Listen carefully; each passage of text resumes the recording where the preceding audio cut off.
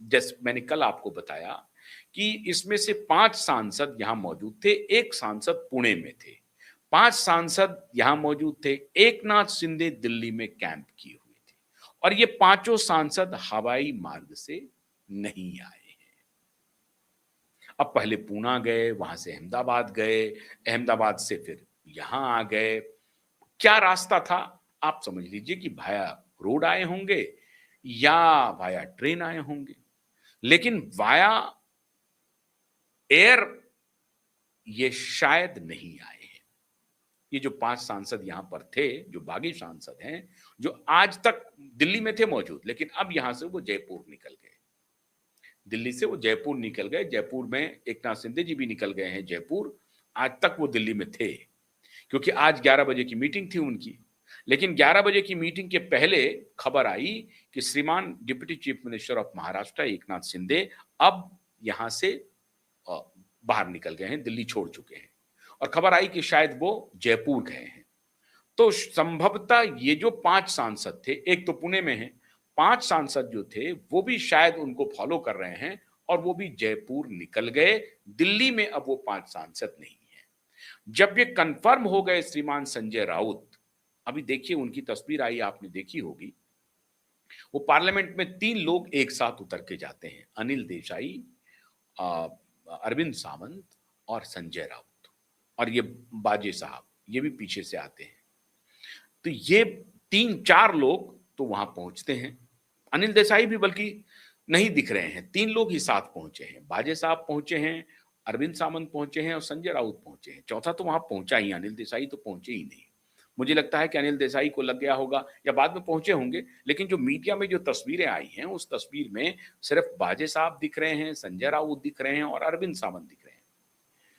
संजय राउत को पत्रकारों ने पूछा कि सिर्फ आप 3 दिखाई पड़ रहे हैं, तो ये क्या हुआ? तो संजय राउत ने कहा, मारिए छोड़िए जाने दीजिए, वो गद्दार हैं, देख लेंगे।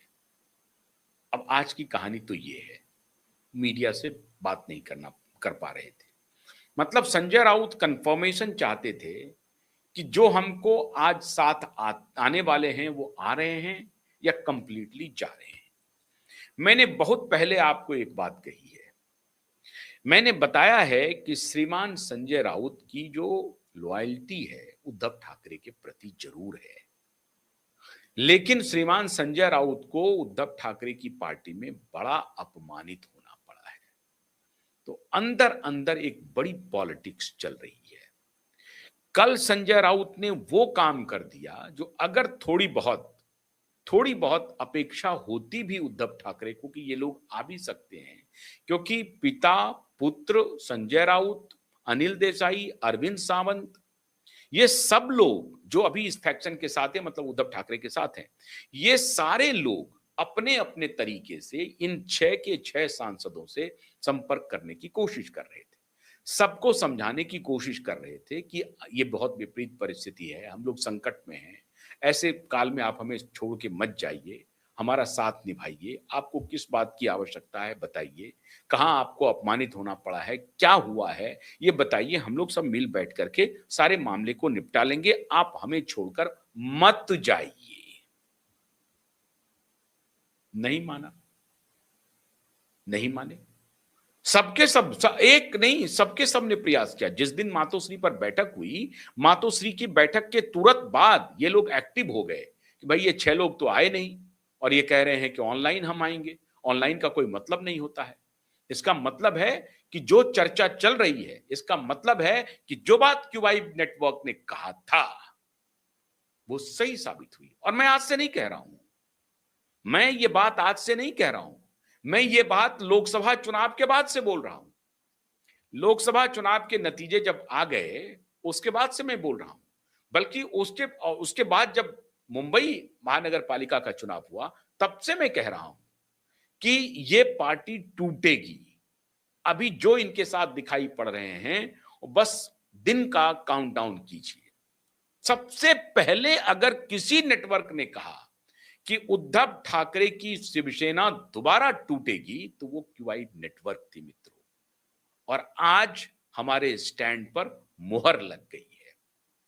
हमारे सूत्रों ने जो हमें खबर दी थी वो पुख्ता साबित हो गई है। आज सारे मीडिया में एक चर्चाएं चल रही हैं कि उद्धव ठाकरे की पार्टी टूट रही है, उद्धव ठाकरे की पार्टी टूट रही है। लेकिन हमने तो इस बात की घोषणा पहले कर दी थी कि पार्टी टूटेगी ही, उसको दुनिया की कोई शक्ति रोक नहीं सकती। और आज इस बात पर 11 बजे मुहर लग गया। कल संजय राउत का प्रेस कॉन्फ्रेंस था। उनकी मानसिक स्थिति पूरी तरह से खत्म हो चुकी है, इम्बैलेंस हो गए हैं, उनका बैलेंस गड़बड़ा गया है, बैलेंस में नहीं है, संतुलन में नहीं है संजय राउत। ऐसा गाली दिया इन 6 सांसदों को कि ये 6 सांसद अगर मन बनाए भी कि चलो एक बार उद्धव जी ने बुलाया है, उद्धव जी ने हमें बड़ा सम्मान दिया, इज्जत दिया, बुरे वक्त में भी हमारे साथ खड़े रहे हैं। बुरे वक्त में क्या साथ खड़े रहे होंगे साहब? पैसे की थैली पहुंचाई होगी तो हो सकता है कि उनको कुछ मदद मिली होगी, पहुंचाई कि नहीं पहुंचाई मुझे नहीं मालूम, सच बात क्या है। लेकिन जैसा कि पॉलिटिक्स में होता है कि किसी को टिकट मिलने के लिए सीधा सीधी तो टिकट आजकल मिलता नहीं है, जरूर कुछ ना कुछ खातिरदारी की गई होगी, कोई बात नहीं है। तो हो सकता है जो उनको लगा होगा कि साहब उस वक्त हमारे साथ क्या खड़े रहे, हमने इनकी सेवा की, सेवा के बदले मुझे टिकट मिला और हम जीत के आए। उस जीतने में भी हमारी अपनी लड़ाई थी, हमने अपने इलाके में काम किया है या जनता को आकर्षित किया है, तो जनता ने हमें चुन करके भेजा है। तो उसमें उद्धव ठाकरे की क्या भूमिका है? कोई भूमिका नहीं।